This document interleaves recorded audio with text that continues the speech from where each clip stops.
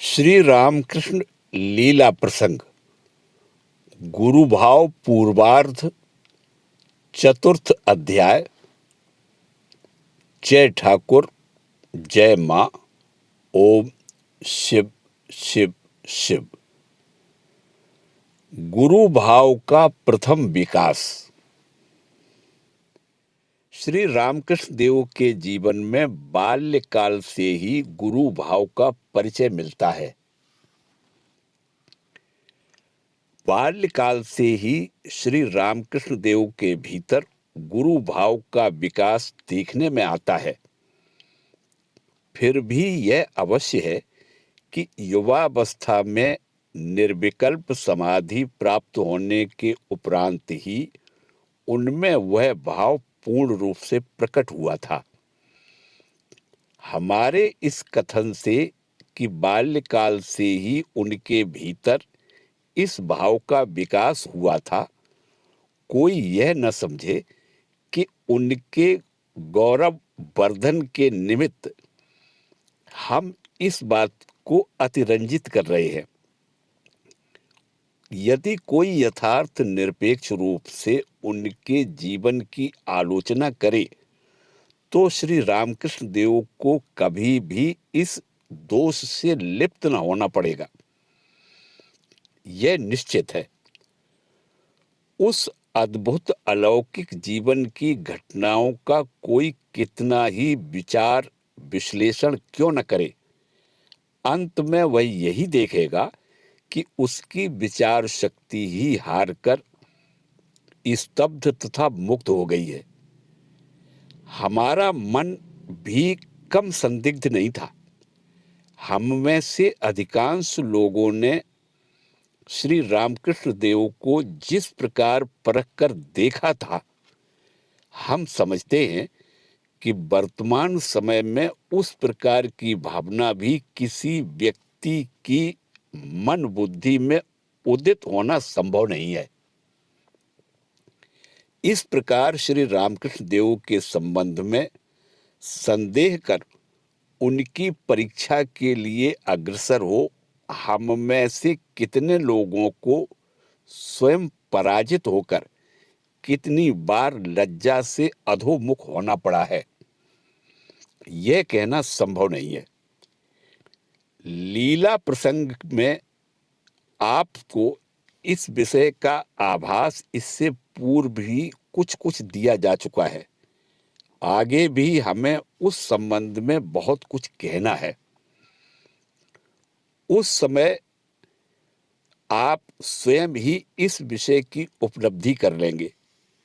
अतः अभी इस विषय में अधिक कहने की आवश्यकता नहीं है। आगे फल तदंतर फूल।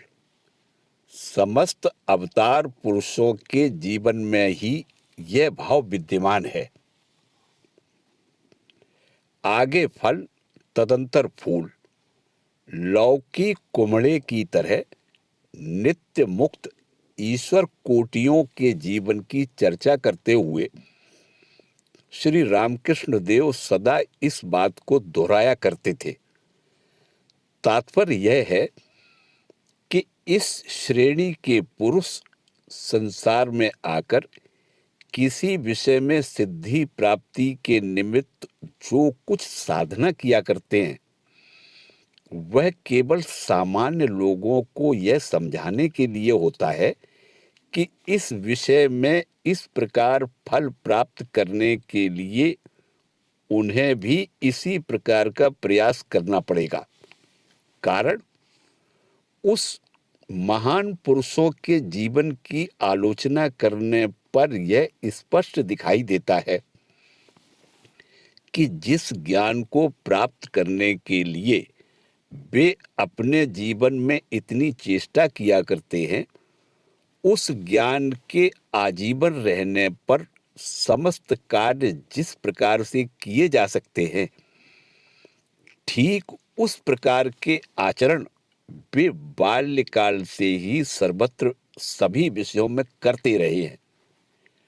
मानो उस ज्ञान को प्राप्त करने के फल को पहले से ही उन्होंने अपना रखा है। नित्य मुक्तों के संबंध में ही जब यह बात सत्य है, तब ईश्वर अवतारों के बारे में तो कहना ही क्या। उनके जीवन में इस प्रकार के ज्ञान का विकास आदि से अंत पर्यंत देखने में आता है। शास्त्रों में सभी देश तथा युग के ईश्वर अवतारों के संबंध में इस बात की सत्यता लिपिबद्ध है। साथ ही यह भी देखा जाता है कि विभिन्न युग के ईश्वर अवतारों के अधिकांश व्यवहार आचरण में एक अपूर्व सादृश्य विद्यमान है। जैसे स्पर्श मात्र से धर्म जीवन के संचार की घटनाएं ईसा, चैतन्य देव तथा श्री रामकृष्ण देव सभी के जीवन में देखने को मिलती हैं। इसी प्रकार उनके जन्म के समय विशिष्ट धर्मपरायण व्यक्ति को अलौकिक रूप से उस विषय का ज्ञान होना, बाल्यावस्था से ही उनके अंदर गुरु भाव का विकास होना, इस बात को बाल्यकाल से ही उपलब्धि करना कि साधारण मानवों को उन्नत बनाने के निमित्त विशेष विशेष मार्ग प्रदर्शन के निमित्त ही वे अवतीर्ण हुए हैं, इत्यादि बातें उनमें एक सी दिखाई देती है। अतः श्री रामकृष्ण देव के जीवन में बाल्यावस्था से ही गुरु भाव आदि के विकास की बात को सुनकर आश्चर्यान्वित होने का कोई कारण नहीं है, क्योंकि अवतार पुरुषों की श्रेणी ही पृथक होती है। यह मानकर चलना कि साधारण मानवों के जीवन में इस प्रकार की घटनाएं कभी संभव नहीं होती और इसलिए अवतार पुरुषों के जीवन में भी उनका होना असंभव है, महान भ्रम में फंसना है। कामार पुकुर में श्री रामकृष्ण देव के गुरु भाव का प्रथम विकास। लाहा बाबुओं के घर पर पंडित सभा में शास्त्र विचार। श्री रामकृष्ण देव के जीवन में गुरु भाव का प्रथम ज्वलंत निदर्शन उनकी जन्मभूमि कामार पुकुर में देखने को मिलता है। उस समय उनका यज्ञोपवीत हो चुका था, अतः उनकी आयु 9-10 वर्ष की रही होगी। गांव के जमींदार लाहा बाबुओं के घर पर श्राद्ध के उपलक्ष्य में उस अंचल के पंडित वर्ग को आमंत्रित किया गया था एवं अनेक पंडितों के एकत्रित होने पर प्रायः जैसा होता है वैसा ही महान तर्क वितर्क होने लगा। बहुत कुछ तर्क वितर्क होने पर भी किसी शास्त्रीय प्रश्न विशेष की कोई मीमांसा नहीं हो रही थी। ऐसे समय बालक गदाधर ने अपने परिचित एक पंडित जी से कहा, क्या अमुक प्रकार से इस प्रश्न की मीमांसा नहीं हो सकती? वैसे उस सभा में गांव के बहुत से बालक कुतूहलवश गए हुए थे। पंडितों के विभिन्न प्रकार के हाव भाव के साथ उच्च स्वर से होने वाले वाक युद्ध का उन्हें कुछ भी अर्थबोध नहीं होता था। अतः उनमें से कोई उसे परिहास कौतुक समझकर हंस रहा था, कोई ऊबकर पंडितों के हाव भाव का अनुकरण कर रहा था और कोई उस ओर ध्यान न देकर खेलने में मस्त था। परंतु उस अपूर्व बालक ने पंडितों की संपूर्ण बातों को धैर्यपूर्वक सुना तथा समझा एवं अपने मन में विचार विमर्श कर सुंदर मीमांसा कर दी। यह सब देखकर सर्वप्रथम तो पंडित जी अबाक रह गए, परंतु फिर अपने परिचित पंडितों से गदाधर की मीमांसा की बात बताने लगे। तत्पश्चात समस्त पंडित मंडली ने स्वीकार किया कि हाँ, उस प्रकार की वही एकमात्र मीमांसा है। अब तो वे यह ढूंढने लगे कि वह कौन तीक्ष्ण बुद्धि है जिसे सर्वप्रथम यह अपूर्व मीमांसा सूझ पड़ी। जब उन्हें निश्चित रूप से यह विदित हो गया कि बालक गदाधर का ही यह कार्य है, तब कोई स्तंभित होकर उस बालक को दैवी शक्ति संपन्न समझते हुए उसकी ओर देखने लगे और कोई आनंद विह्वल हो उसे अपनी गोद में उठाकर आशीर्वाद देने लगे। ईसा के जीवन में इस प्रकार की घटना जेरूशलम का यहोवा मंदिर। इस संबंध में कुछ और भी आलोचना आवश्यक है। ईसाई धर्म के प्रवर्तक भगवद अवतार ईसा के जीवन में भी ठीक इसी प्रकार की एक घटना बाइबल में दी है। उस समय उनकी आयु 12 वर्ष की थी। उनके धर्मपरायण गरीब माता पिता मेरी तथा जोसेफ उस वर्ष उन्हें लेकर अन्य यात्रियों के साथ अपने निवास स्थान गैलिल प्रदेश के नाजरेथ नामक प्रसिद्ध गांव में जेरूशलम तीर्थ के अत्यंत विख्यात मंदिर में देवदर्शन, पूजन तथा बलि आदि प्रदान करने के हेतु पैदल यात्रा कर रहे थे।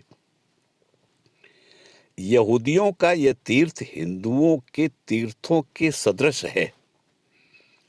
वहां पर सोने की डिबिया में देवता के आविर्भाव को प्रत्यक्ष कर भक्त साधक अपने को कृतार्थ अनुभव करते थे एवं उसके समक्ष एक वेदी पर धूप धूना जलाते थे तथा पत्र पुष्प फलमूल चढ़ाते थे एवं भेड़ कबूतर आदि पशु पक्षियों की बलि देकर पूजा किया करते थे। हिंदुओं के कामाख्या पीठ तथा विंध्याचल आदि तीर्थों में कबूतर आदि पक्षियों के बलि प्रदान करने की प्रथा आज भी प्रचलित है। उस समय के यहूदी तीर्थयात्री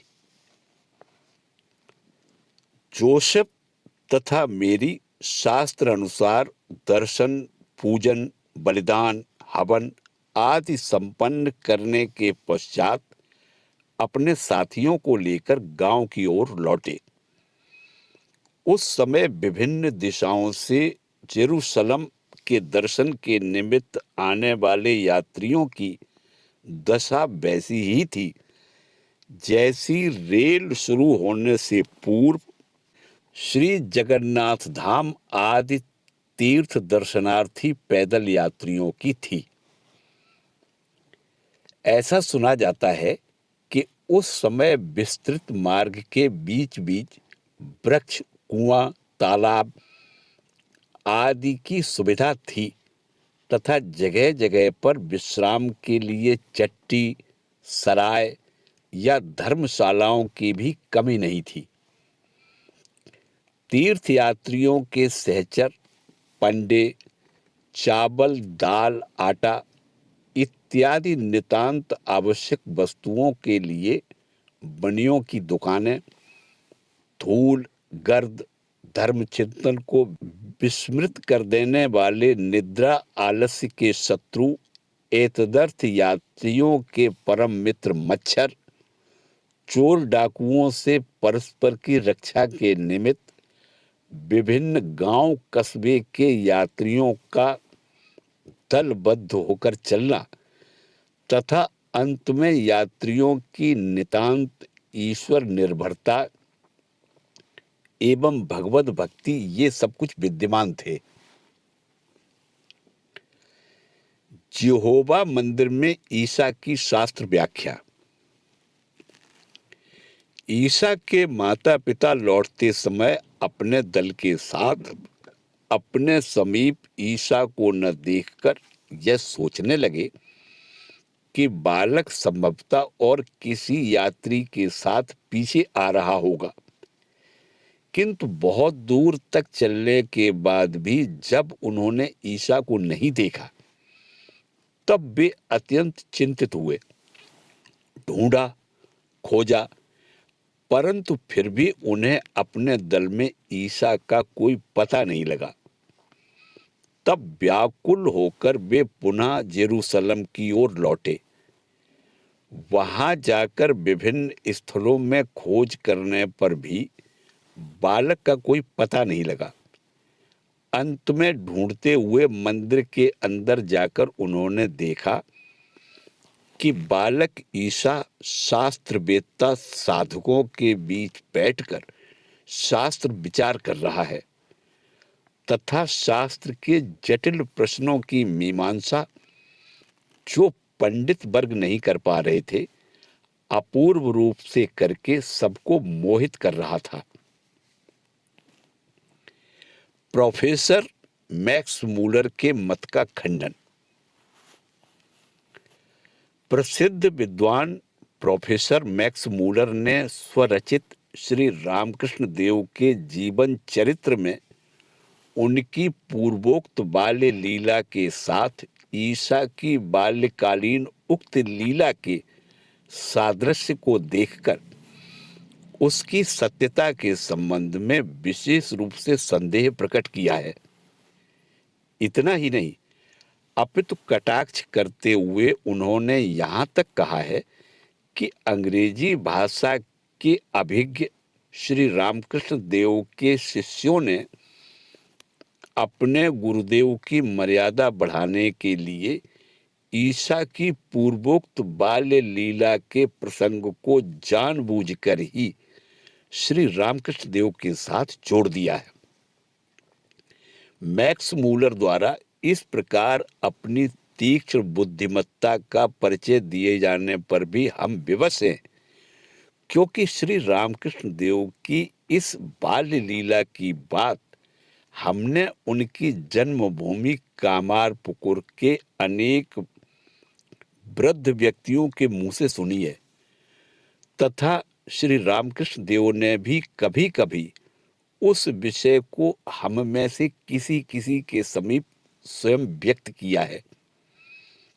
इस संबंध में इतना ही कहना हम पर्याप्त समझते हैं। श्री रामकृष्ण देव ने विवाह क्यों किया? क्या आत्मीय वर्ग के अनुरोध से ही उन्होंने विवाह किया था? नहीं। श्री रामकृष्ण देव के जीवन की आलोचना में प्रवृत्त हो सभी के मन में यह बात उदित होती है कि उन्होंने विवाह क्यों किया था। पत्नी के साथ जिनका किसी भी समय शारीरिक संबंध रखने का संकल्प नहीं था, उनके विवाह के कारण का पता लगाना वास्तव में कठिन है। यदि यह कहा जाए कि यौवन में पदार्पण करते ही श्री रामकृष्ण देव भगवान भगवान करते हुए जब उन्मत्त प्राय हो उठे थे, उस समय उनके आत्मीय वर्ग ने बलपूर्वक उन्हें विवाह बंधन में आबद्ध कर दिया था, तो इसके उत्तर में हमारा यह कहना है कि यह कोई बात ही नहीं है, क्योंकि बाल्यावस्था से ही कोई व्यक्ति उनसे बलपूर्वक कोई सामान्य कार्य तक नहीं करा पाया था। उनके मन में जब जिस कार्य को करने की अभिलाषा जागृत हुई, उसी समय किसी न किसी उपाय से निश्चित रूप से वे उस कार्य को संपन्न करते रहे। यज्ञोपवीत के समय लोहार कन्या धनी को भिक्षा माता के रूप में अंगीकार करने की घटना से यह बात स्पष्ट है। कामारपुकुर का सामाजिक बंधन कलकत्ते जैसा इतना शिथिल नहीं था कि लोग मनमाना आचरण कर सकते।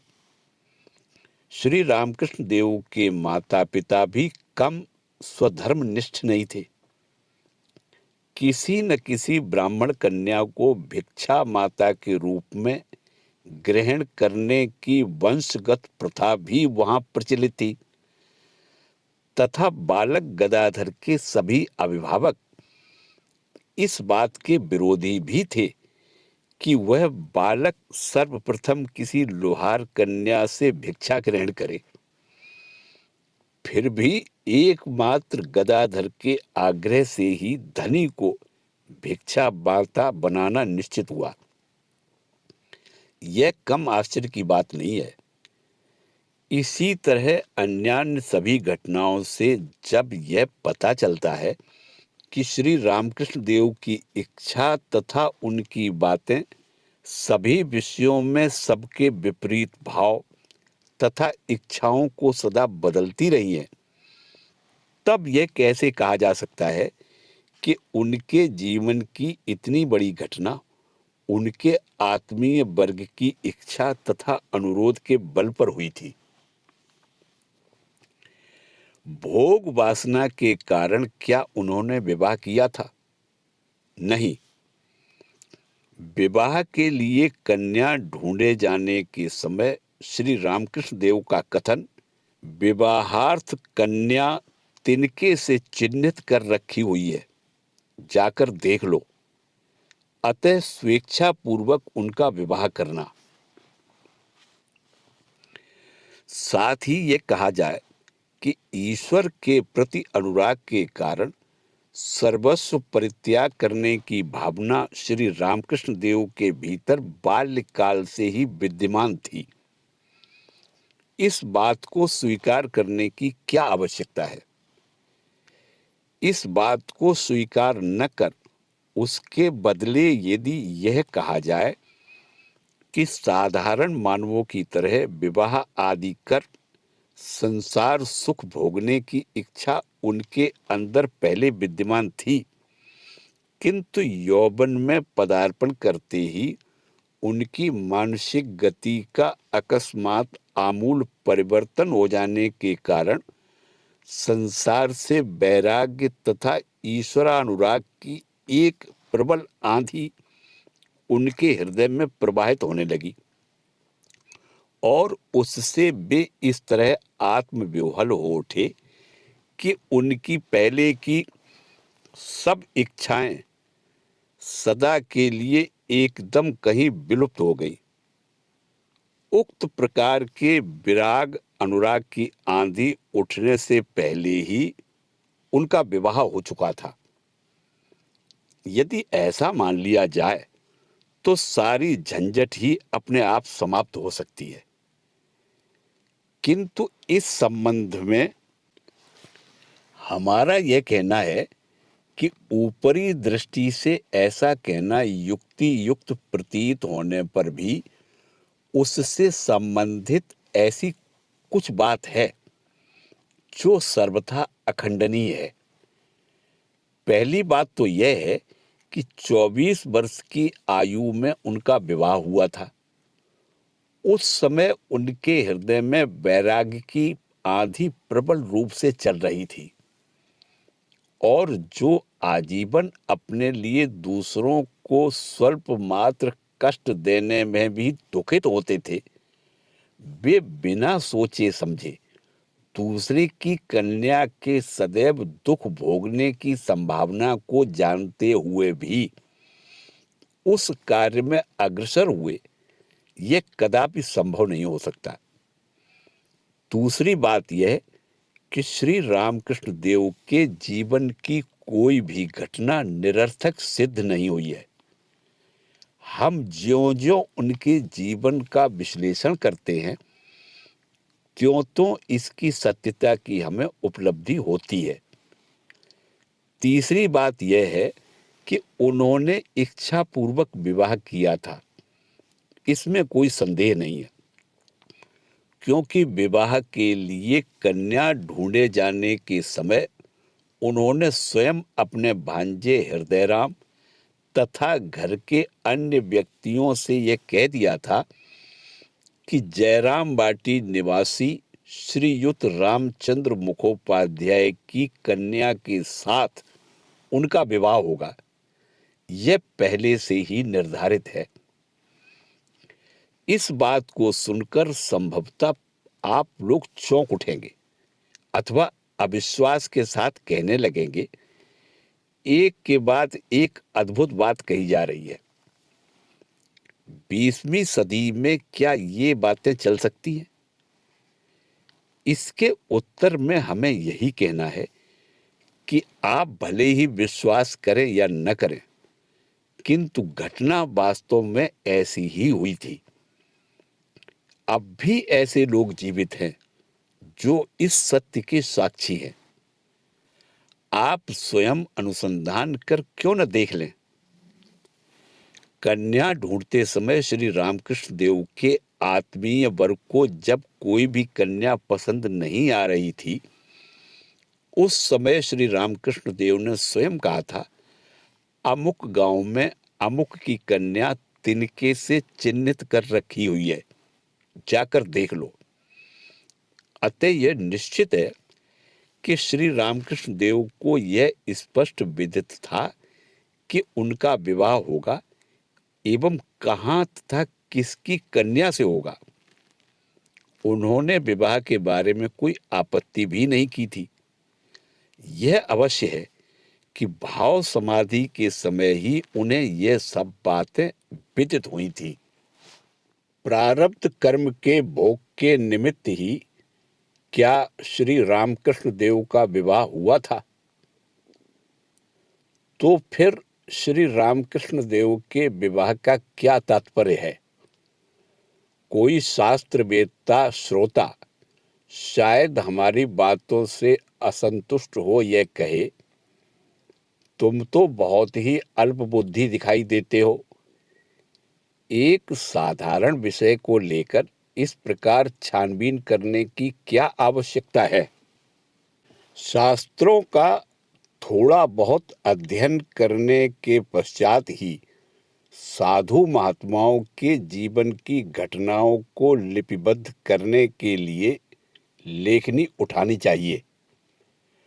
शास्त्रों का कथन है कि ईश्वर साक्षात्कार या पूर्ण ज्ञान की प्राप्ति होने पर जीव के संचित तथा आगामी कर्मों का क्षय हो जाता है, किंतु पूर्ण ज्ञान प्राप्त करने के बाद भी जीव को उस देह में प्रारब्ध कर्मों को भोगना पड़ता है।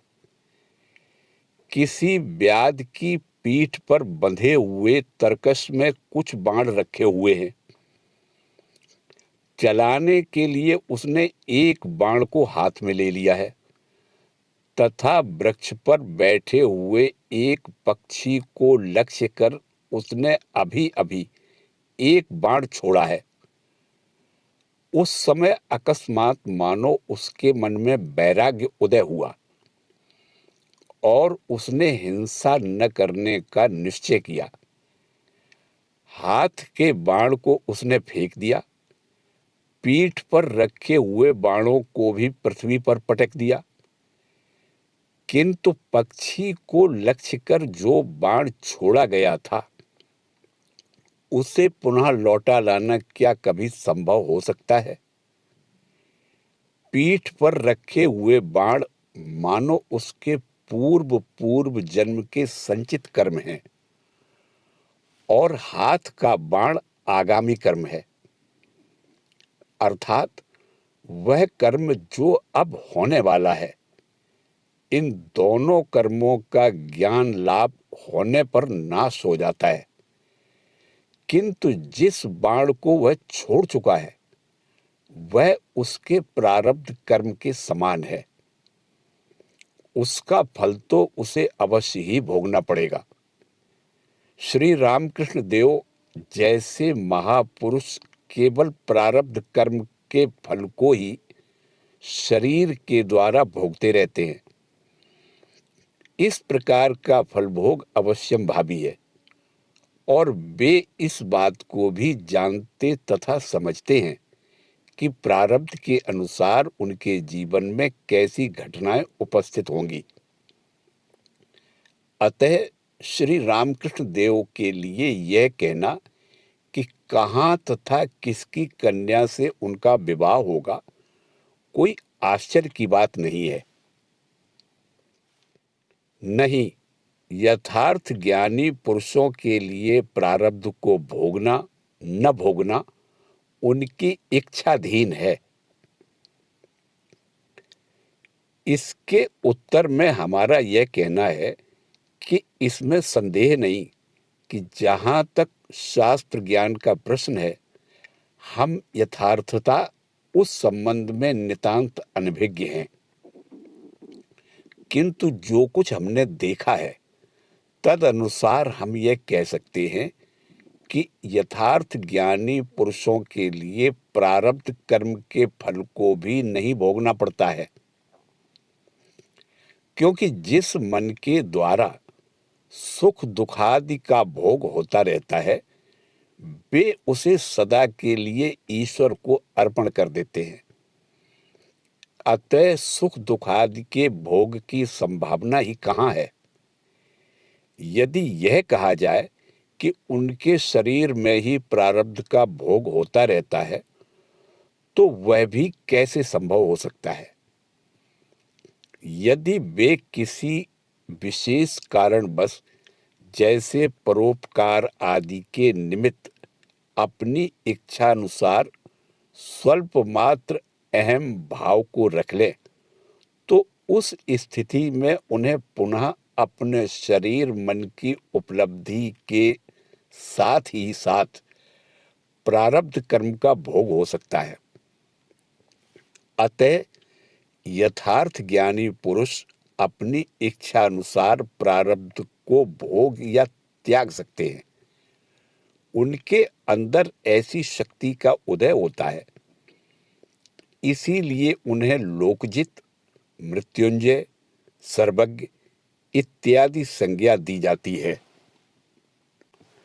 श्री रामकृष्ण देव का तो कहना ही क्या है, क्योंकि उनका यह कथन था, जो राम एवं जो कृष्ण थे वे ही इस समय रामकृष्ण हैं।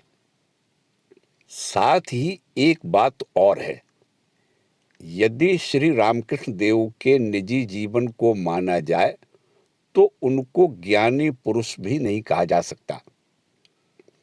उस श्रेणी में उनकी गणना ही नहीं हो सकती, क्योंकि उनको बारंबार यह कहते हुए हमने सुना है, जो राम एवं जो कृष्ण थे वे ही इस समय रामकृष्ण हैं। अर्थात पहले जो राम तथा कृष्ण रूप से आविर्भूत हुए थे वे ही वर्तमान युग में श्री रामकृष्ण देव के शरीर में विद्यमान रहकर अपूर्व लीलाओं का विस्तार कर रहे हैं। इस कथन को मान लेने पर उन्हें नित्य शुद्ध बुद्ध मुक्त स्वभाव ईश्वरा अवतार कहकर ही स्वीकार करना पड़ता है, और ऐसी स्थिति में उनको प्रारब्ध आदि किसी भी कर्म के वशीभूत नहीं कहा जा सकता। इसलिए श्री रामकृष्ण देव के विवाह के संबंध में अन्य प्रकार की मीमांसा को ही हम युक्ति युक्त समझते हैं, और अब हम उसी का उल्लेख कर रहे हैं। विवाह की बात को लेकर श्री रामकृष्ण देव का हास परिहास। हमारे समक्ष अपने विवाह की चर्चा करते हुए श्री रामकृष्ण देव प्रायः हास परिहास भी किया करते थे। उनका वह परिहास भी परम मधुर था। एक दिन दक्षिणेश्वर में श्री रामकृष्ण देव दोपहर को भोजन करने बैठे थे। श्रीयुत बलराम बोस तथा और भी कुछ भक्त उनके समीप बैठकर विभिन्न वार्तालाप कर रहे थे। उस दिन श्री माताजी कुछ महीनों के लिए कामारपुकुर गई थी। कारण श्री रामकृष्ण देव के भतीजे रामलाल का विवाह था। श्री रामकृष्ण देव बलराम बाबू को लक्ष्य कर बोले, अच्छा यह तो बताओ कि मेरा विवाह क्यों हुआ, पत्नी की आवश्यकता क्यों हुई? जिसे अपने कपड़े पहनने तक का ध्यान नहीं रहता, उसके लिए पत्नी क्यों? यह सुनकर मुस्कुराते हुए बलराम बाबू चुपचाप बैठे रहे। श्री रामकृष्ण देव बोले, ओह समझ गया। थाली से थोड़ा सा साग उठाकर बलराम बाबू को दिखाते हुए बोले, इसलिए, इसके लिए हुआ, अन्यथा कौन इस तरह मेरे लिए रसोई बनाता? बलराम बाबू आदि भक्तों की हंसी। सच कहता हूं, कौन मेरे भोजन की इस प्रकार व्यवस्था करता? वे आज चली गई। कौन चली गई? भक्त वृंद अब यह न समझ सके, तब उन्होंने कहा, मैं रामलाल की चाची की बात कर रहा हूं। रामलाल का विवाह है, इसलिए वे सब कामार पुकुर चली गई। खड़ा खड़ा मैं देखता रहा, मन में कोई भी बात उदित नहीं हुई। सच कह रहा हूं, मुझे ऐसा प्रतीत हुआ कि मानो कोई और ही चली गई। परंतु जाने के बाद ही मन में यह चिंता हुई कि अब रसोई कौन बनाएगा। चिंता क्यों हुई जानते हो? सब तरह के भोजन को मैं पचा नहीं पाता हूं, तथा कितना भोजन करना चाहिए इसका भी हर समय मुझे ध्यान नहीं रहता। उसे अर्थात श्री माता जी को यह पता है कि कैसा भोजन मेरे लिए ठीक है, वह देखभाल करती रहती है। इसीलिए यह ख्याल हुआ कि अब वह व्यवस्था कैसे होगी। 10 प्रकार के संस्कारों को पूर्ण करने के निमित्त ही साधारण आचार्यों का विवाह करना है। क्या श्री रामकृष्ण देव का विवाह भी तदर्थ हुआ था? नहीं। एक दिन दक्षिणेश्वर में विवाह की चर्चा करते हुए श्री रामकृष्ण देव ने कहा, विवाह क्यों करना चाहिए जानते हो? ब्राह्मण शरीर के लिए 10 प्रकार के संस्कार होते हैं। विवाह उन्हीं में से एक है। इन 10 संस्कारों के होने पर ही आचार्य बना जाता है। पुनः कभी कभी वे यह भी कहा करते थे, जो परमहंस होते हैं, पूर्ण ज्ञानी होते हैं, वे पहले ही भंगी चंडाल से लेकर राजा महाराजा तथा सम्राट तक के समस्त भोगों को भोग लेते हैं। अन्यथा ठीक ठीक वैराग्य का उदय ही कैसे हो सकता है?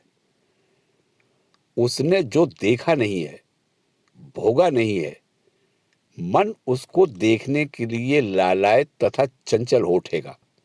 समझे ना? चौसर खेलते समय क्या तुमने यह नहीं देखा कि सब घरों में चक्कर लगाने के पश्चात तब कहीं गोटी पकती है? यहां भी ठीक वैसा ही समझना चाहिए। धर्म के अविरुद्ध भोग की सहायता से त्याग की भूमि में पहुंचने के लिए ही हिंदुओं का विवाह संस्कार है। विवेक युक्त भोग के द्वारा समय आने पर यह अनुभव होता है कि दुख के मुकुट को पहनकर ही सुख का आगमन होता है। भोग सुख को त्यागने के लिए मन को किस तरह समझाना पड़ता है, इस संबंध में श्री रामकृष्ण देव का उपदेश। साधारण गुरुओं के विवाह के संबंध में श्री रामकृष्ण देव द्वारा इस प्रकार कारण निर्देश किए जाने पर भी उनके स्वयं के विवाह के विषय में विशेष रूप से हमने जो कुछ समझाया है, अब हम उसी का उल्लेख करेंगे। शास्त्र हमें पग पग पर इस बात की शिक्षा प्रदान कर रहा है कि भोग के लिए विवाह नहीं है। शास्त्रों में बारंबार कहा गया है कि ईश्वर की सृष्टि रक्षा रूप नियम का पालन तथा गुणशाली पुत्र उत्पन्न कर समाज का कल्याण साधन ही हिंदुओं के विवाह संस्कार का उद्देश्य होना चाहिए। तो फिर क्या उसमें अपना स्वार्थ लेश मात्र भी नहीं होगा? शास्त्र में इस प्रकार की असंभव बात कही गई है। नहीं, यह बात नहीं है। शास्त्रकार ऋषियों ने दुर्बल मानव चरित्र के अंतिम स्तर तक को देखकर ही यह अनुभव किया था कि संसार में दुर्बल मानव अपने स्वार्थ को छोड़कर और कुछ नहीं देखता। अपने हानि लाभ का विचार किए बिना वह साधारण कार्य में भी कभी हाथ नहीं बटाता। इस बात को समझकर भी शास्त्रकारों ने उपरोक्त आदेश प्रदान किया है। उसका तात्पर्य यह है कि उन्होंने यह अनुभव किया कि इस स्वार्थ को यदि किसी महान उद्देश्य के साथ सदा संयुक्त रखा जाए तभी मंगल है। अन्यथा बारंबार जन्म मृत्यु के बंधन में फंसकर अशेष दुख भोगते रहना अनिवार्य है। अपने नित्य मुक्त आत्म स्वरूप को विस्मृत कर ही मानव अपनी इंद्रियों द्वारा बाह्य जगत के रूप रसादि के भोग के लिए दौड़ रहा है और यह समझ रहा है कि भोग अत्यंत मधुर है, अति मनोरम है। किंतु इस बात को कितने व्यक्ति जान या समझ पाते हैं कि संसार का प्रत्येक सुख दुख के साथ चिर संयुक्त है एवं सुख भोगने के साथ साथ दुख को भी अंगीकार करना पड़ता है। स्वामी विवेकानंद जी कहा करते थे, दुख के मुकुट को पहनकर ही मनुष्य के समक्ष सुख आकर उपस्थित होता है, किंतु मनुष्य उस समय सुख में ही डूब जाता है। वह भूल जाता है कि सुख के मस्तक पर दुख का मुकुट रखा हुआ है। सुख को अपनाने पर भविष्य में दुख का भी अंगीकार करना पड़ेगा। इस बात को उस समय वह सोच नहीं पाता है। शास्त्र इसीलिए उसका स्मरण दिलाकर उससे कहते हैं, तुम केवल सुख की ही प्राप्ति को क्यों अपना स्वार्थ मानते हो? सुख अथवा दुख, इनमें से किसी एक का अंगीकार करने पर दूसरे को भी अवश्य ग्रहण करना पड़ेगा। अपने स्वार्थ को कुछ ऊंचे स्तर में बांधकर यह क्यों नहीं सोचते कि सुख भी तुम्हारा शिक्षक है, दुख भी तुम्हारा शिक्षक है, और जिससे सदा के लिए उन दोनों के हाथ से छुटकारा मिल सके वही तुम्हारा स्वार्थ या जीवन का ध्येय है। अतः यह स्पष्ट है कि विवाहित जीवन में विवेक युक्त भोग तथा सुख दुख से परिपूर्ण विविध अवश्यम भावी अवस्थाओं के अनुभव द्वारा क्षण भंगुर संसार के समस्त आपात सुखों से विराग युक्त हो जीव, जिससे ईश्वर के प्रति पूर्ण अनुराग से रंजित तथा उनको ही सार वस्तु समझकर उनके दर्शन के निमित्त महान उत्साह के साथ अग्रसर हो सके, इस बात की शिक्षा देना ही शास्त्रकारों का मुख्य उद्देश्य है। यह निश्चित है कि संसार के किसी विषय को विवेक पूर्वक भोगने के लिए प्रवृत्त होने पर मन फिर उस विषय को त्याग देता है।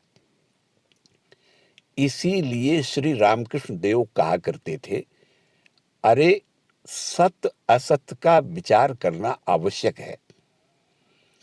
सर्वदा विवेक करते हुए मन को यह समझाना चाहिए कि मन, तुम इस वस्तु को भोगना चाहते हो, इसे खाने की तुम्हारी इच्छा है, उसे पहनने के लिए तुम व्यग्र हो रहे हो, किंतु जिन पंचभूतों के द्वारा आलू, परवल, चावल, दाल इत्यादि का निर्माण हुआ है, उन्हीं पंचभूतों से रसगुल्ला, मिठाई आदि भी बने हैं। जिन पंचभूतों के हाड़, मांस, रुधिर, मज्जा से नारी के सुंदर शरीर की रचना हुई है, उन्हीं से तुम्हारे समस्त मानवों के तथा गाय, भेड़, बकरी आदि प्राणियों के भी शरीर बने हैं। तो फिर उनको प्राप्त करने के निमित्त क्यों तुम इतना हाय हाय करते हो? उससे तो कभी सच्चिदानंद की प्राप्ति नहीं हो सकती। इस प्रकार समझाने पर यदि मन मानने के लिए तैयार न हो तो विवेक पूर्वक दो एक बार भोग लेने के पश्चात उसे त्याग देना चाहिए। जैसे मानो रसगुल्ला खाने के लिए मन अत्यंत चंचल हो उठा है, किसी भी तरह शांत नहीं हो रहा है, विचार आदि सब कुछ निरर्थक होता चला जा रहा है। ऐसी स्थिति में कुछ रसगुल्ले लाकर खाते हुए मन से कहना चाहिए, अरे मन, इसी का नाम रसगुल्ला है। आलू, परवल की तरह पंचभूतों के विकार से इसका भी निर्माण हुआ है। भोजन के बाद यह भी शरीर में जाकर रुधिर, मांस, मल, मूत्र बनेगा।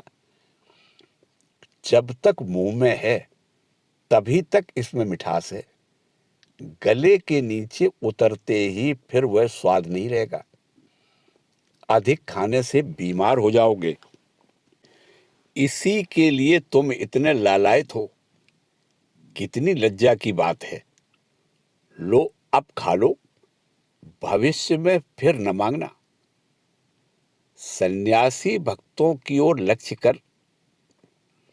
साधारण विषयों को इस प्रकार विवेक बुद्धि के द्वारा भोगने के पश्चात त्यागा जा सकता है, किंतु बड़े बड़े विषयों के लिए यह क्रम ठीक नहीं है, क्योंकि उन्हें भोगने के लिए प्रवृत्त होते ही बंधन में फंस जाना पड़ता है। इसलिए बड़ी बड़ी वासनाओं के संबंध में विचार पूर्वक उनमें दोष देखकर मन से उन्हें दूर हटाना पड़ता है। विवाहित जीवन में ब्रह्मचर्य पालन करने की प्रथा का उच्छेद होना ही हिंदुओं की वर्तमान जातीय अवनति का कारण है। शास्त्रों के द्वारा विवाह के विषय में इस प्रकार महान उद्देश्य का उपदेश दिए जाने पर भी आजकल कितने व्यक्ति इस बात को मानते हैं। विवाहित जीवन में यथासाध्य ब्रह्मचर्य का पालन कर कितने लोग अपना तथा जन समाज का कल्याण साधन करते हैं। कितनी महिलाएं अपने पतियों के समीप खड़ी होकर लोक हितकारी महान व्रत के लिए ईश्वर प्राप्ति की बात को जाने दीजिए, उन्हें प्रेरणा प्रदान करती हैं। त्याग ही जीवन का ध्येय है, यह मानकर कितने पुरुष अपनी पत्नियों को उस संबंध में शिक्षा प्रदान करते हैं। हाँ भारत, एक बार विचार कर देखो कि पाश्चात्य के भोग सर्वस्व जड़वाद ने धीरे धीरे तुम्हारी अस्थि मज्जा में प्रविष्ट होकर तुम्हें कैसा मेरुदंडहीन, पशु सदृश बना दिया है। श्री रामकृष्ण देव वर्तमान विवाहित जीवन के दोषों का उल्लेख कर निरर्थक ही क्या अपने सन्यासी भक्तों से कहा करते थे, अरे जब भोग को ही सर्वस्व या अपने जीवन का ध्येय बनाना दोष युक्त है, तो विवाह के समय कुछ फूल फेंकने से ही क्या वह विवाह शुद्ध बन जाता है, उसका दोष दूर हो जाता है। कह नहीं सकते कि वास्तविक विवाहित जीवन में भारत में इंद्रिया शक्ति क्या किसी और समय इतनी प्रबल हुई थी। इंद्रिय परितृप्ति के अतिरिक्त विवाह का कोई और महान, पवित्र तथा विशाल उद्देश्य भी है। इस बात को आजकल हम प्रायः भूल ही बैठे और इसीलिए दिनों दिन हम पशुओं से भी अधम बनते जा रहे हैं। नवीन भारती के उस पशुत्व को दूर करने के निमित्त ही श्री रामकृष्ण देव का विवाह है। उनके जीवन के अन्य समस्त कार्यों की तरह उनका विवाह रूप कार्य भी लोक कल्याण के लिए अनुष्ठित हुआ है। स्वयं आचरण कर उस आदर्श को पुनः प्रचलित करने के निमित्त ही श्री रामकृष्ण देव का विवाह है।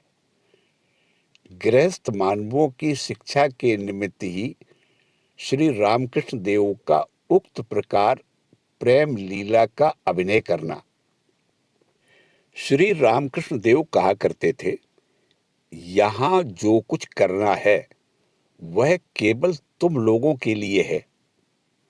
अरे मेरे द्वारा 16 आने किए जाने पर तब कहीं तुम एक आना भर अनुष्ठान करते हो और मैं यदि खड़े होकर पेशाब करूं तो तुम लोग घूम घूम कर ऐसा करने लगोगे। इसीलिए विवाहित जीवन के कर्तव्य को अंगीकार कर श्री रामकृष्ण देव ने सबके समक्ष महान आदर्शों का आचरण किया था। यदि वे स्वयं विवाह न करते तो गृहस्थ लोग यह कहने लगते, विवाह न करने के कारण ही ब्रह्मचर्य की इतनी बातें करना उनके लिए संभव हो रहा है। पत्नी को अपनाते हुए यदि वे उसके साथ एक जगह निवास करते, तब हम देखते कि कैसे वे हमें इस प्रकार लंबे लंबे उपदेश दे पाते। और इसलिए उन्होंने केवल विवाह किया सो बात भी नहीं है। श्री जगन माता के पूर्ण दर्शन प्राप्त करने के पश्चात जब दिव्योन्माद दशा उनके लिए सहज हो गई, तब पूर्ण युवती विवाहित पत्नी को उन्होंने दक्षिणेश्वर में अपने समीप बुलाकर रखा। उनके भीतर श्री जगदम्बा के साक्षात आविर्भाव को प्रत्यक्ष कर श्री षोडशी महाविद्या के रूप में उन्होंने उनका पूजन तथा आत्मनिवेदन किया। पत्नी के साथ 8 महीने तक निरंतर एक जगह उन्होंने निवास तथा उनके साथ एक ही शैया पर शयन किया एवं पत्नी की शिक्षा, उनके चित्त की शांति तथा आनंद वर्धन के निमित्त कभी कभी वे कामारपुकुर तथा अपनी ससुराल जयराम बाटी में जाकर 2-1 महीने वहां रहे भी। जब दक्षिणेश्वर में अपनी पत्नी के साथ श्री रामकृष्ण देव ने इस प्रकार एक साथ निवास किया था, उस समय की बातों का स्मरण कर श्री माताजी अभी तक महिला भक्तों से कहा करती हैं, वे ऐसे अपूर्व दिव्य भाव में डूबे रहते थे कि मैं उसका वर्णन नहीं कर सकती। भावाविष्ट होकर वे कितनी ही बातें किया करते। कभी हंसते, कभी रोते और कभी समाधि से निश्चल हो जाया करते थे। इस प्रकार सारी रात बीत जाती थी। वह कैसा अद्भुत आविर्भाव था, कैसा विलक्षण आवेश! देखकर भय से मेरा शरीर कांप उठता और मैं सोचती, कब सवेरा हो। भाव समाधि के बारे में मैं उस समय कुछ भी नहीं जानती थी। एक दिन उनकी समाधि भंग नहीं हो रही है, यह देखकर भय से रोते हुए मुझे हृदय को बुलाना पड़ा था। वह आकर जब उनके कानों में भगवान नाम उच्चारण करता रहा, तब कहीं उनकी समाधि टूटी। तदंतर मुझे इस प्रकार भय से कष्ट पाते देखकर उन्होंने स्वयं सिखला दिया। इस प्रकार का भाव देखने पर अमुक अमुक नाम का बीज मंत्र सुनाना। तब से मुझे पहले जैसा भय नहीं होता था। उनके कथनानुसार नाम व बीज मंत्र के सुनाने मात्र से वे सहज अवस्था में आ जाया करते थे। फिर बहुत दिन इस प्रकार व्यतीत होने पर भी इस आशंका से कि कब उन्हें किस प्रकार का भावावेश हो जाए, मैं सारी रात जागती रहती थी। मुझे नींद बिल्कुल आती ही नहीं थी। एक दिन जब उन्हें इस बात का पता लगा, तो उसी दिन से उन्होंने मुझे नौबत खाने में अलग सोने के लिए कहा। परम आराध्या श्री मां का कथन है कि दीपक में बाती किस तरह रखनी चाहिए, घर के लोग कौन कैसे हैं तथा किसके साथ किस प्रकार का व्यवहार करना चाहिए, दूसरों के घर जाने पर कैसा व्यवहार करना चाहिए, इत्यादि सांसारिक विषयों से लेकर भजन, कीर्तन, ध्यान, समाधि तथा ब्रह्म ज्ञान तक की शिक्षाएं श्री रामकृष्ण देव से उन्हें प्राप्त हुई हैं। हे गृहस्थ मानव, तुम ही बतलाओ कि तुम में से ऐसे कितने हैं जो इस तरह अपनी पत्नी को शिक्षा प्रदान करते हैं।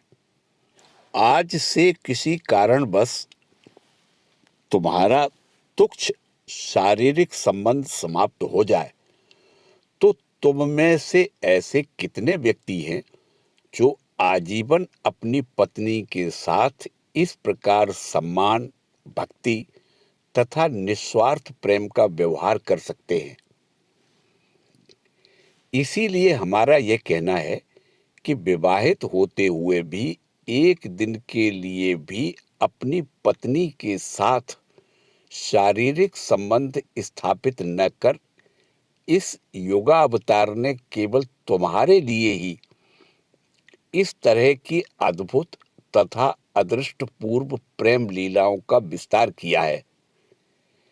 यह उन्होंने इसी उद्देश्य से किया है कि तुम्हें यह शिक्षा प्राप्त हो सके कि इंद्रिय आसक्ति के अतिरिक्त विवाह का और भी कोई महान आदर्श है, एवं उस उन्नत आदर्श को अपना ध्येय बनाकर अपने विवाहित जीवन में यथासाध्य ब्रह्मचर्य का पालन करते हुए पति पत्नी तुम दोनों धन्य हो सको।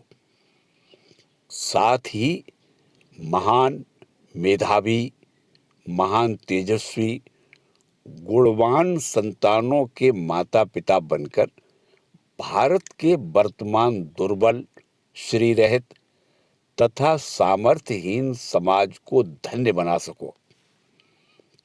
श्री रामचंद्र, श्री कृष्ण, बुद्ध, ईसा, श्री शंकराचार्य, श्री चैतन्य देव आदि के रूप में पूर्व युगों में संसार के समक्ष जिस लीला को प्रदर्शित करना लोक गुरुओं के लिए आवश्यक नहीं हुआ था, वर्तमान युग में तुम्हारे लिए श्री रामकृष्ण देव के द्वारा वही लीला प्रदर्शित हुई है। आजीवन कठोर तपस्या तथा साधन प्रभाव के बल पर विवाह बंधन का यह अदृष्ट पूर्व पवित्र साचा अभी सर्वप्रथम जगत के सामने प्रस्तुत किया गया है। अब तो जैसे कि श्री रामकृष्ण देव कहा करते थे, तुम अपने जीवन को इस आदर्श सांचे में ढालकर नवीन रूप से उसे निर्माण करो। श्री रामकृष्ण देव के आदर्श अनुसार विवाहित जीवन के गठन के निमित्त कम से कम आंशिक रूप से ब्रह्मचर्य का पालन करना पड़ेगा, अन्यथा हमारा कल्याण नहीं है। किंतु गृहस्थ मानव ने अभी तक किंतु कहना नहीं छोड़ा।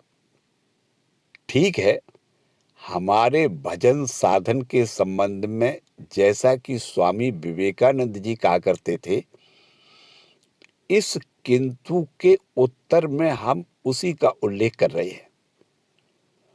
तुम लोगों ने यह समझ रखा होगा कि तुम में से प्रत्येक व्यक्ति एक एक रामकृष्ण देव बनेगा। न नौमन तेल होगा, न राधा नाचेगी। संसार में रामकृष्ण देव एक ही होते हैं, जंगल में सिंह एक ही रहता है। हे गृहस्थ मानव, तुम्हारे किंतु के उत्तर में हमारा यही कहना है कि श्री रामकृष्ण देव की तरह पत्नी के साथ रहकर एकदम अखंड ब्रह्मचर्य का पालन करना तुम्हारे सामर्थ्य से बाहर की बात है। यह श्री रामकृष्ण देव भली भांति जानते थे, एवं जानते हुए भी उन्होंने इस प्रकार का आदर्श तुमको दिखाया है। उसका तात्पर्य केवल इतना ही है कि तुम भी कम से कम एक आना भर आंशिक रूप से ही इसका पालन करो। किंतु यह जान लेना कि उस महान आदर्श का पालन कर यदि तुम स्त्री जाति को जगदम्बा की साक्षात प्रतिमूर्ति के रूप में देखने तथा उसे हार्दिक निस्वार्थ प्रेम प्रदान करने का प्रयास न करोगे, जगत की मात्र तुल्य स्त्री मूर्तियों को केवल भोग की सहायक पराधीन दासी समझकर सदा उन्हें पशु भाव से ही देखते रहोगे, तो तुम्हारा कल्याण नहीं होगा। यह जान लेना कि तुम्हारा विनाश अत्यंत निकट तथा अवश्यंभावी है। श्री कृष्ण के कथन की उपेक्षा करने के कारण यदुवंश की जो दशा हुई थी, उसे सोच लेना। ईसा की बात की उपेक्षा करने से यहूदी जाति की जो दुर्दशा हुई थी, उसे न भूल जाना। युगावतार की उपेक्षा करना सदा सभी जातियों के लिए ध्वंस का कारण बना है। विवाह करने के उपरांत पूर्णतया शारीरिक संबंध रहित होकर श्री रामकृष्ण देव की अवस्थिति के संबंध में कुछ आपत्तियां तथा उनका खंडन। यहाँ पर और एक प्रश्न की मीमांसा करने के पश्चात हम विवाह बंधन के द्वारा श्री रामकृष्ण देव के भीतर गुरु भाव के अदृष्ट पूर्व विकास की बात को समाप्त कर उससे संबंधित अन्य बातों का उल्लेख करेंगे। रूप रसादि विषयों के दास बहिर्मुख मानवों के मन में यह बात निश्चित रूप से अभी तक उत्पन्न हो रही है कि जब श्री रामकृष्ण देव ने विवाह किया ही था, तो कम से कम एक संतान उत्पादन करने के बाद पत्नी के साथ शारीरिक संबंध को त्यागना ही उनके लिए अच्छा होता। ऐसा करने पर भगवान की सृष्टि की रक्षा करना मनुष्य मात्र का कर्तव्य है, यह बात प्रमाणित होती तथा उसके साथ ही शास्त्रीय मर्यादा का रक्षण भी हो सकता था। क्योंकि शास्त्र का यह निर्देश है कि विवाह करने के पश्चात कम से कम एक संतान का उत्पादन करना चाहिए। ऐसा करने पर पितृ ऋण के हाथों से मानव को छुटकारा मिल जाता है। इसके उत्तर में हमारा यह कथन है, सर्वप्रथम यह विचार करना चाहिए कि हम जो कुछ देखते, सुनते अथवा चिंतन या कल्पना किया करते हैं, सृष्टि क्या उतने में ही सीमित है? वैचित्र्य ही सृष्टि का नियम है। आज इसी क्षण से यदि हम लोग सभी विषयों में एक ही प्रकार का चिंतन अथवा कार्य करने लग जाएं, तो सृष्टि का नाश होने में अधिक विलंब नहीं लगेगा। साथ ही हम यह पूछना चाहते हैं कि सृष्टि रक्षा के सारे नियमों को क्या तुमने जान लिया है? तथा सृष्टि रक्षा में प्रवृत्त होकर ही क्या आज तुम ब्रह्मचर्य रहित हो गए हो? अपने हृदय पर हाथ रखकर जवाब देना।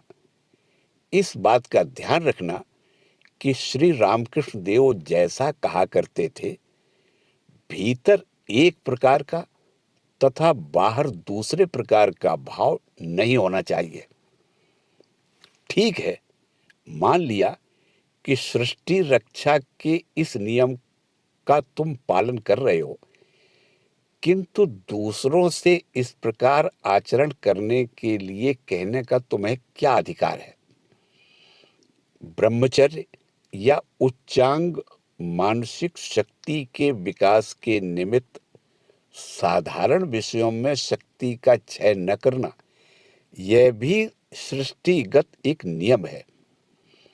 यदि सभी लोग इस प्रकार तुम्हारी तरह निम्नांग की शक्ति के विकास में ही लगे रहेंगे, तो उच्चांग आध्यात्मिक शक्ति का विकास कौन करेगा?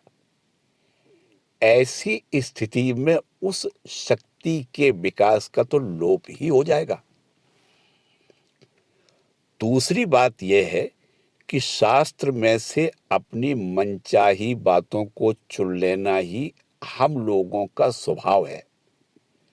संतानोत्पादन संबंधी बात भी उसी तरह चुन ली गई है, क्योंकि अधिकारी भेद से शास्त्र का यह भी कहना है, यद हरेब विरजेत तद हरेब प्रवजेत। जिस क्षण भगवान में अनुराग बढ़कर संसार के प्रति वैराग्य का उदय हो, उसी क्षण संसार को त्याग देना चाहिए। अतः श्री रामकृष्ण देव यदि तुम्हारे मतानुसार चलते, तो इस शास्त्र वाक्य की मर्यादा की रक्षा कौन करता? पितृगण के परिशोध करने के संबंध में भी यही बात है। शास्त्रों का कथन है कि यथार्थ सन्यासी अपने पूर्व के 7 पुरुष तथा बाद में होने वाले 7 पुरुषों का पुण्य बल से उद्धार कर देते हैं। अतः श्री रामकृष्ण देव पितृ ऋण से मुक्त नहीं हो सके, यह सोचकर हमें व्याकुल होने की कोई आवश्यकता नहीं है। गुरु भाव की प्रेरणा से ही श्री रामकृष्ण देव का विवाह श्री माता जी के द्वारा जगदम्बा बुद्धि से श्री रामकृष्ण देव के आजीवन पूजन से ही यह बात स्पष्ट है। अतः स्पष्ट है कि श्री रामकृष्ण देव के जीवन में विवाह बंधन केवल हम लोगों की शिक्षा के निमित्त ही हुआ था। विवाहित जीवन का कितना महान पवित्र आदर्श हमारे लिए वे छोड़ गए हैं, इसका कुछ परिचय इस बात से स्पष्ट है कि श्री माता जी ने साक्षात जगन माता बुद्धि से उनका आजन्म पूजन किया है। मनुष्य अपनी दुर्बलता को दूसरों के समीप प्रकट किए बिना रह सकता है, किंतु अपनी पत्नी के निकट वह उसे कभी छुपा नहीं पाता है। संसार का नियम ही ऐसा है।